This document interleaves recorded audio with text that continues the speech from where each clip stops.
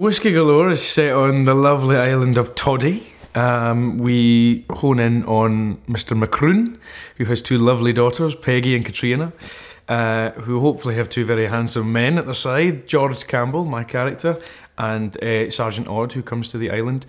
And when the cabinet minister runs aground and the island dries up for whiskey, we think and realise that we very quickly have to somehow find ourselves in a plethora of whiskey, which we're able to do. And George's character in particular has to make sure that whiskey happens for the Réitich, which is a very sort of old traditional Gaelic, sort of like almost rites of passage in a way for a young man and woman before their wedding.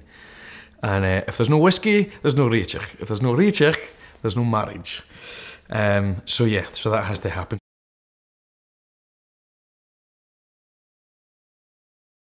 So I played George Campbell, who is the schoolmaster on the island of Toddy, and he's very much in love with Katrina Macroon, and he has a sort of overbearing mother, Lady Campbell, who is quite a severe woman, a tragically embittered and broken woman from the passing of George's father, George Senior, and George is very much held in that part of his life as well. He's not really been able to grow up beyond about 15 or 16 years old.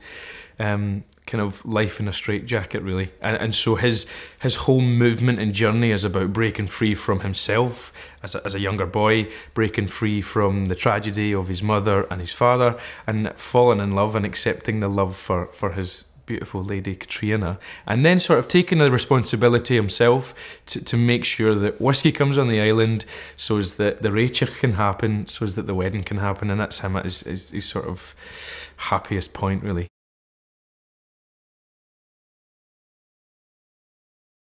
It's not tricky to fall in love with someone like Ellie Kendrick. She's brilliant, you know, she's a terrific actress and a very good friend.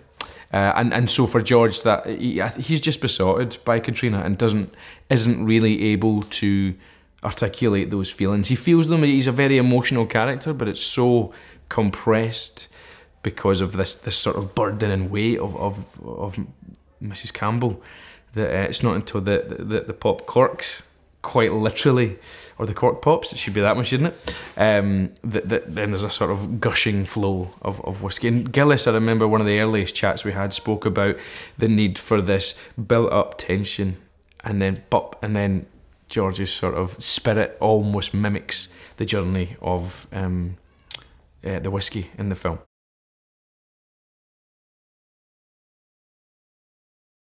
It's a very familiar thing to these people, you know. It's whiskey resonates through your heart and your body, through your pulse, and it really does. So I mean, you maybe, or one does, underestimate the power of whiskey, and I've noticed that a lot. Certainly, you know, in the process of doing this job, how huge a thing and how huge an impact it has on people that spend a lot of time with it. Good and bad, I'm sure, but you know, it's been a very positive learning experience getting to know all that. But it's one of the biggest characters in the story as well, so we've had to properly revere it in the way that it deserves.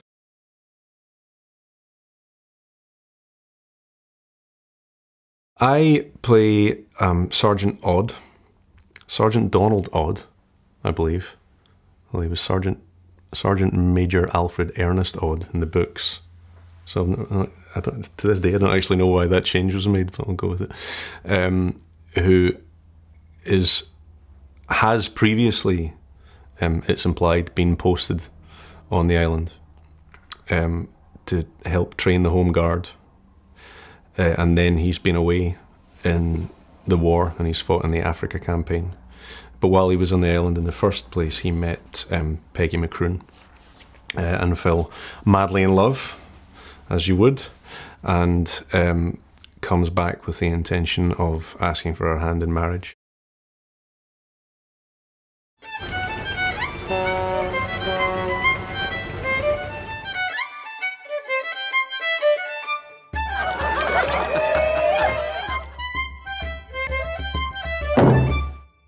My quota is finished. There is no more whiskey. The island is dry. Day has brought a terrible shock. nothing but tea. What is your cargo? And whiskey for New York! 50,000 cases!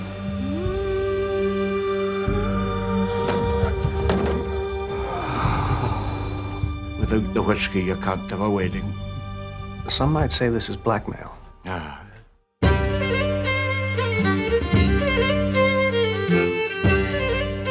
There is whiskey hidden in this town.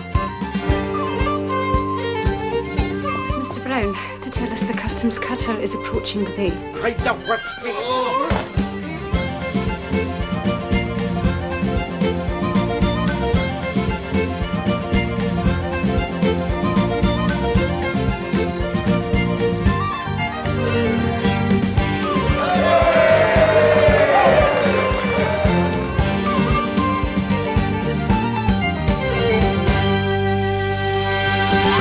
Aye, Father. We love the very bones of you.